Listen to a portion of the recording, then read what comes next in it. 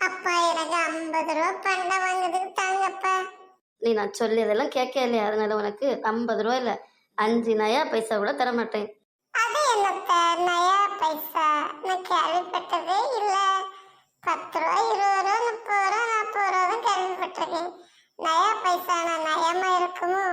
இந்த இதுதான் நீ கேட்ட நயா பைசா. அது சரி, இந்த நயா பைசா இந்தியாவுல எப்ப அறிமுகப்படுத்தப்பட்டுச்சு? 1957 தான் நயா பைசாவை இந்தியாவில் அறிமுகப்படுத்தினாங்க. 1950 ஆகஸ்ட் 15 அணா பைசாவாக இது இருந்துச்சு. 1957 இதை நயா பைசாவா மாத்தினாங்க. முதலில் அரசர்கள் வெளியிட்ட நாணயங்கள்ல அரசர்களோட படம் இருந்துச்சு. இந்திய குடியரசான பிறகு வெளியிட்ட இந்த நயா பைசாக்கள்ல நெற்கதிரின் படமும் அசோகரின் நினைவு சின்னங்களும் பொறிக்கப்பட்டு இருந்துச்சு. இந்த நயா பைசா தான் புது பொலிவு பெற்று ரூபாயா மாறுச்சு. இன்னும் கொஞ்சம் வருஷம் கழிச்சு பார்க்கும்போது ரூபாயெல்லாம் போன் பேயாட்டு போனுக்குள்ளதாங்க இருக்கும்.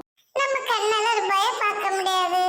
1 அணா 2 அணா நயா பைசா ரூபாய் நோட்டு எல்லாமே தெரிஞ்சது உங்க தலைமுறை.